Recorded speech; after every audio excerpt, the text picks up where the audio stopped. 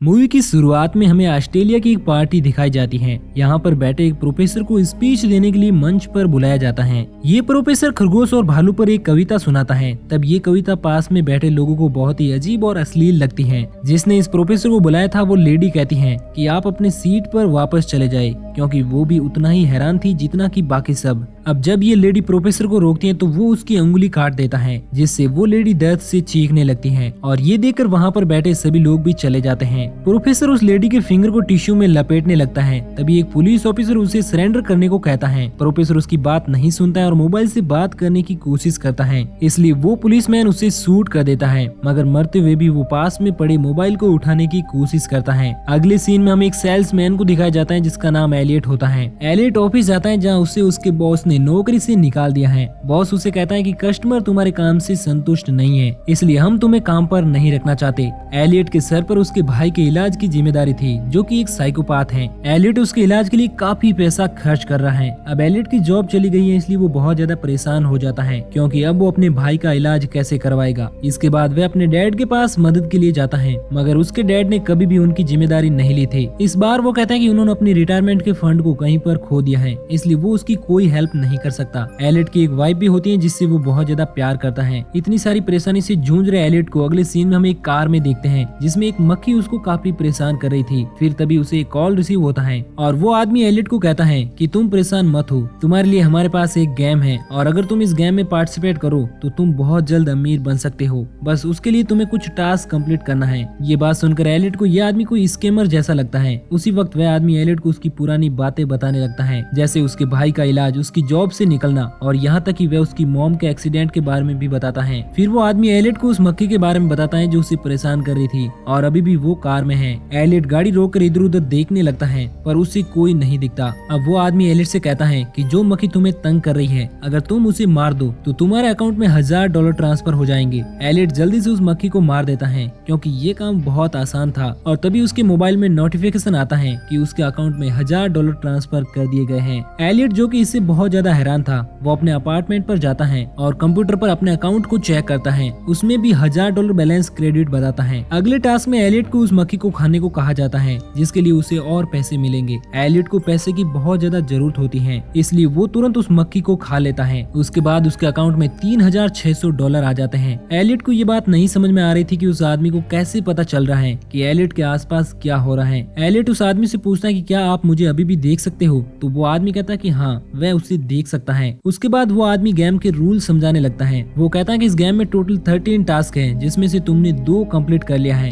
जैसे जैसे तुम टास्क में आगे बढ़ोगे उसका डिफिकल्टी लेवल बढ़ता जाएगा, जिसके लिए तुम्हें मुनासिब पैसे मिलेंगे, और अगर तुमने कोई टास्क नहीं किया तो तुम्हारे सारे पैसे वापस ले लिए जाएंगे। उसके बाद वो कहता है कि तुम इस गेम के बारे में किसी को भी नहीं बता सकते, क्योंकि ये गेम का एक रूल है। उसके बाद एलियट उस गेम को खेलने के लिए राजी हो जाता है। अगले दिन में हम एलियट को कॉल का इंतजार करते हुए देखते हैं। तभी उसे एक कॉल रिसीव होता है। वो एलियट से कहता है कि तुम्हारा अगला टास्क ये है कि तुम्हें किसी बच्चे को रुलाना है, जिसके लिए तुम्हें $5000 मिलेंगे। एलियट को ये टास्क काफी आसान लगता है और वह आसपास के बच्चे को ढूंढने लगता है। तभी उसे एक छोटी बच्ची दिखती है। एलियट उस बच्ची के पास जाता है और कहता है कि तुम्हारे पेरेंट्स तुम्हें बहुत जल्दी छोड़ने वाले हैं, वह तुम्हें अनाथ आश्रम में छोड़ देंगे। ये सुनकर वो बच्ची रोने लगती है। उसके बाद एलियट के अकाउंट में $5000 आ जाते हैं और एलियट वहाँ से भागने लगता है, क्योंकि उस बच्ची ने अपने पेरेंट्स को ये बात बता दी थी। अगले सीन में हम एलियट को चर्च में देखते हैं, जो कि अपने फादर को लेना आया है। तभी उसे उस आदमी का कॉल रिसीव होता है। वो आदमी उसे कहता है कि तुम्हें चर्च में लगे नेटिविटी सीन को जलाना है, जो कि अंधे बच्चों ने बनाया था। एलियट उस नेटिविटी सीन को उठाकर वहाँ से बाहर ले आता है और उसे जलाता है, लेकिन इन्हीं सब में गलती से चर्च भी जल जाता है। एलियट जल्दी से अपनी फैमिली को बाहर ले आता है और फायर अलार्म बजाता है। अब एलियट को इस टास्क के लिए $10,000 मिल जाते हैं। उसके बाद देखा जाता है कि उस बच्ची के पेरेंट्स ने पुलिस स्टेशन में रिपोर्ट कर दी है। फिर एलियट को उसके अगले टास्क में एक भिखारी के कपड़े चुराने के लिए कहा जाता है। एलियट उसका पीछा करके कपड़े चुरा लेता है। अब वो भिखारी भी पुलिस स्टेशन पहुंच जाता है। रिपोर्ट करने के बाद वहाँ पर एक अनजान आदमी, जो कि डिटेक्टिव था, एलियट को ढूंढ रहा होता है। उसकी एलियट पर नजर होती है। पुलिस को पता चल जाता है कि चर्च को जलाने वाला आदमी और बच्ची को परेशान करने वाला और उस भिखारी के कपड़े चोरी करने वाला आदमी एक ही है, क्योंकि उसका स्केच बनवा लिया जाता है। अगले टास्क में एलियट को उसके अपार्टमेंट में से एक आदमी को कॉफी पर ले जाने के लिए कहा जाता है। एलियट जब वहाँ पर पहुँचता है तो देखता है कि एक आदमी बाथ टब में मरा हुआ है। एलियट उस आदमी से कहता है कि ये काम मुझसे नहीं होगा, लेकिन जब वो आदमी एलियट को उसके पैसे की जरूरत के बारे में याद दिलाता है तो एलियट उस आदमी को अच्छे कपड़े पहनाकर उसे रेस्टोरेंट में ले जाता है। रेस्टोरेंट में जब वह आदमी हिलता डोलता नहीं है तो लोगों को उस पर शक होने लगता है, लेकिन एलियट ने उसे कैप पहनाया था जिससे एलियट बच जाता है। तभी रेस्टोरेंट में पुलिस ऑफिसर आ जाते हैं क्योंकि एलियट को यह टास्क 4 बजे से पहले करना था, जिसमें काफी कम टाइम बचा था। इसलिए एलियट जल्दी से पुलिस वालों की चाय अपनी टेबल पर रख लेता है और उसका टास्क पूरा हो जाता है। अब यहाँ पर एलियट ने टास्क को कंप्लीट भी कर लिया था और पुलिस वालों से भी बच जाता है, इसलिए उसे 8वें टास्क में प्रमोट कर दिया जाता है। दूसरी तरफ एलियट के नाम पर 4 केस पहले से ही रजिस्टर्ड हो चुके थे, जिसमें बच्चे को डराना, चर्च में आग लगाना, भिखारी के कपड़े चुराना और एक मरे हुए आदमी को रेस्टोरेंट में छोड़कर आना होता है।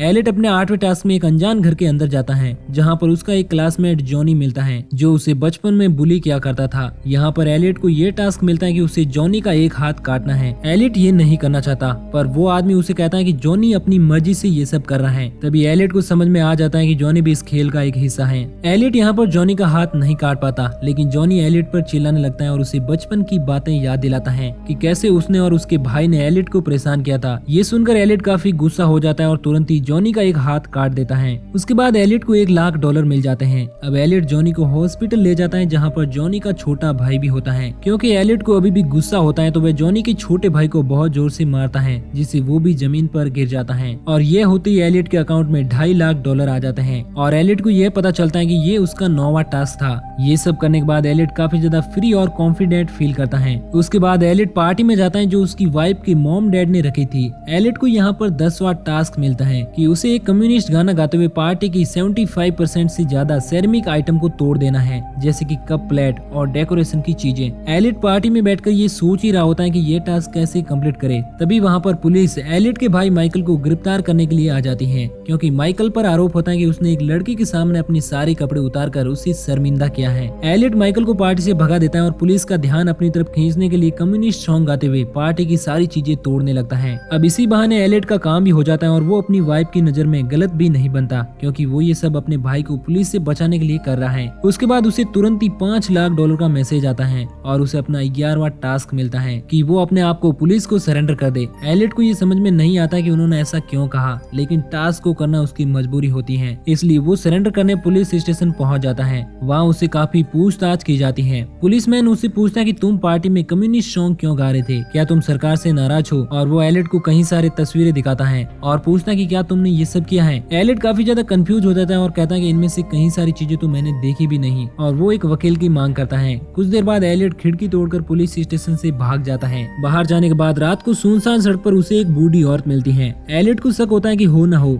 ये बूढ़ी औरत उस गेम से जरूर जुड़ी है। एलियट उस ओल्ड लेडी से पूछता है कि क्या तुम भी इस गेम का एक हिस्सा हो, क्योंकि एलियट का मोबाइल पुलिस स्टेशन में ही जमा होता है तो उसे कॉल मैन का कॉल नहीं आता। इसलिए वो उस बूढ़ी औरत के घर पर जाता है, जहाँ पर वो बूढ़ी औरत एलियट को सड़क पर एक रस्सी बांधने के लिए कहती है। अब रस्सी बांधते ही एलियट के अकाउंट में $1 मिलियन आ जाते हैं और एलियट को लगता है कि ये काफी आसान था, लेकिन तभी हम देखते हैं कि वो रस्सी आयरन की बनी होती है और वो सड़क के दूसरी तरफ तक गई होती है और तभी वहाँ पर 10-15 लड़के तेज स्पीड में बाइक चलाते हुए आते हैं और उस लोहे के तार से उनकी गर्दन कट जाती है। एलियट ये देखकर काफी शॉक होता है, क्योंकि वो इस गेम में किसी की भी जान नहीं लेना चाहता। और तभी एक लड़के के फोन पर कॉल आता है और वो एलियट से कहता है कि तुम्हारा कंपटीटर 13वें लेवल तक पहुंच चुका है। और जैसे ही वो एलियट को 13वें टास्क के बारे में बताने वाला होता है, एलियट मोबाइल फेंक देता है, क्योंकि अब वो ये गेम नहीं खेलना चाहता। एलियट उसके बाद अपने डैड के घर जाता है, जहाँ पर उसे माइकल मिलता है। एलियट उससे कहता है कि मैंने तो तुम्हें घर पर भेजा था दवाई खाने के लिए, लेकिन तुम यहाँ पर क्या कर रहे हो?